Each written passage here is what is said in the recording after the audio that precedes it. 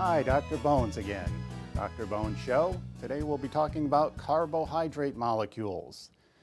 I've got the glucose molecule here in its linear form. We have 6 carbons, 1, 2, 3, 4, 5, 6. This molecule is C6H12O6. So if you count the oxygens here with the hydroxyl groups, and this oxygen here, we see there are 6 oxygens. And in total, we have 12 hydrogens. So this is the linear form of a glucose molecule. Now, if we wanted to take this molecule and put it into the cyclical form, all right, we have a numbering system that helps us out here. So here we've got the oxygen over here, all right, and then we've got the numbers on the carbon. So 1, 2, 3, carbon 4, carbon 5, and finally carbon 6. So this is the numbering system for the glucose molecule. I have a fructose molecule with a sort of 3-dimensional perspective here, all right?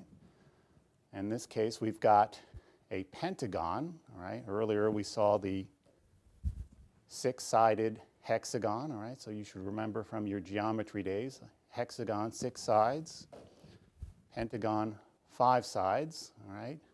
Fructose is also known as fruit sugar, all right? So glucose is grape sugar. Of course, grapes are fruit, but that goes from the old days when they were discovering these molecules, all right? So here's a 3-dimensional molecule called fructose.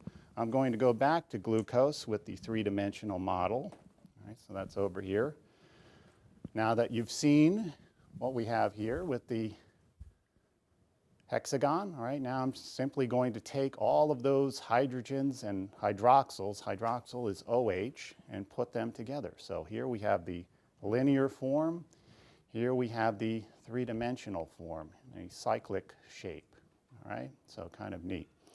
All right, now if you'll take a look here, you'll see that, zoom in on this one, you'll see that you could probably get some bonding going between molecules. Or if I wanted to put, for example, 2 glucose molecules together, there's got to be a way to bond them, and sure enough there is. If I wanted to, for example, create table sugar or sucrose, that will involve the fructose and glucose. So generally you see molecules coming together. Actually, I'll put that back. But there's going to be a requirement, all right, for bonding, all right? So I'm going to be coming back to show you a little bit about that in the next segment. So I'll see you in the next segment.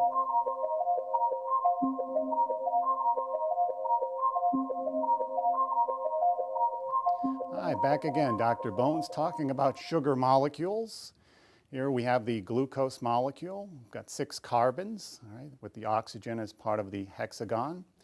And the 3-dimensional form, all right, we've seen this here.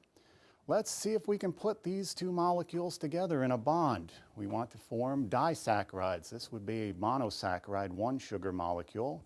Putting together 2 sugar molecules would make a disaccharide, all right? But you need a oxygen bond here, right? This is called a glycosidic bond, forming between carbon 1 in one of the sugar molecules and carbon 4 in the other sugar molecule. In this case, if we have sucrose, we've got galactose and glucose. Galactose and glucose, they pretty much look like the same molecule, and they are. The only difference we have in 3 dimensions is if you look at the 3-dimensional molecule for glucose, the only difference with galactose and glucose is over here on carbon 4, all right? So here you see carbon 4. Here we have a hydrogen above the plane and hydroxyl below the plane. That would be for glucose. To turn this into galactose, it's really simple. You just turn it upside down. So you'd have your hydroxyl above the plane and the hydrogen below the plane. So that's the only difference on carbon 4 between glucose and galactose is the arrangement of the hydrogen and the hydroxyl. So that's really easy. Fact is, there are two basic forms of glucose. Here I've got an alpha over here. You see alpha. This would be the alpha glucose form. That's where we have hydrogen above the plane, hydroxyl below the plane.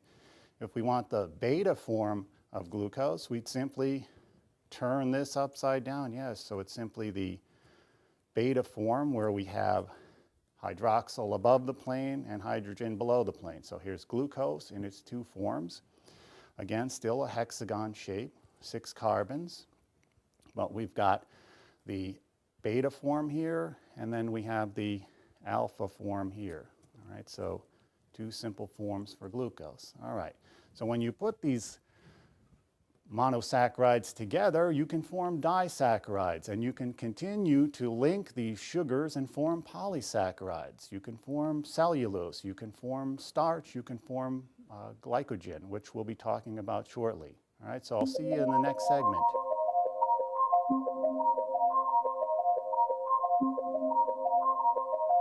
All right, back again, talking about sugar chemistry, carbohydrates. Earlier, we talked about lactose. Lactose, you've got galactose and glucose held together by a glycosidic bond. Now, lactose, some people can't digest lactose very well. That's called lactose intolerance. The problem is breaking up the lactose. You're going to need an enzyme called lactase. You've probably seen these types of milks where you have lactase, the enzyme, added to the milk so that you can break this bond. So you can use these two sugar units, okay? So galactose and glucose creating lactose. Now, if we wanted to put together polysaccharides, many sugar units, we would need further bonds. I'm going to go over here and I'm going to create glycogen. Here we've got a linear molecule, but now we're going to need some branching. So we actually have some branching where we've got a linear structure and then a branch off of the linear structure. In this case, another one of these types of glycosidic bonds with carbon 1 on one of the molecules. Okay, here we put the oxygen. This would be coming from this molecule. And carbon 6 with the next molecule. So here we've got a glycogen type interaction, right? So here we've got the branching. So you can imagine these are in a linear structure and then there's a branching off, right, of the structure. This we call glycogen. Glycogen, human beings, animals, we have two forms of glycogen. The major form is called liver glycogen. We've got a great deal of liver glycogen. And then we have muscle glycogen.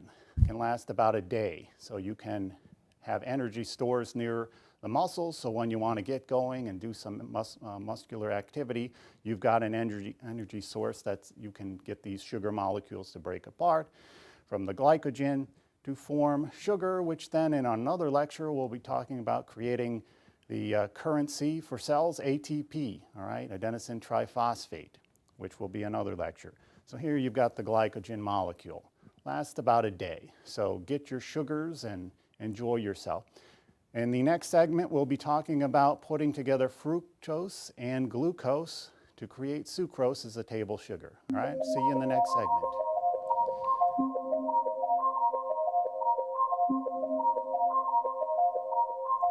Hi, back again talking about sugar chemistry. Here again we have glucose. I'm going to take glucose and fructose, put it together to form sucrose. I've got my three-dimensional molecules. Again, here's glucose. All right, so I'm going to take off all of this structure. And of course, I've got my fructose molecule. So here I've got a hexagon, right, with glucose and a pentagon with fructose. So we're going to put them together. All right. Let me just take off some of these peripheral atoms. And we've got our glucose and fructose. So I'm going to put the fructose and glucose here, and then we will bond them together. A little bit of tape would be nice on the back of the fructose. Okay, here we go. Get on there. We are ready for our bonding.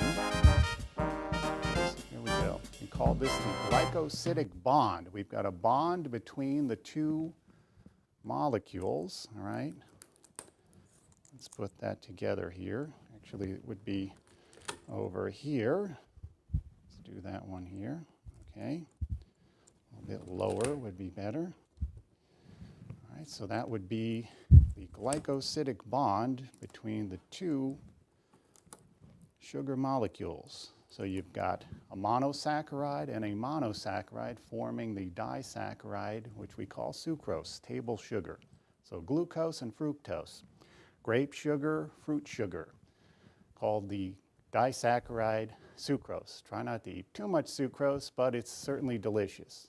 All right, so I'll see you in the next segment, The Dr. Bone Show. Take care. Bye for now.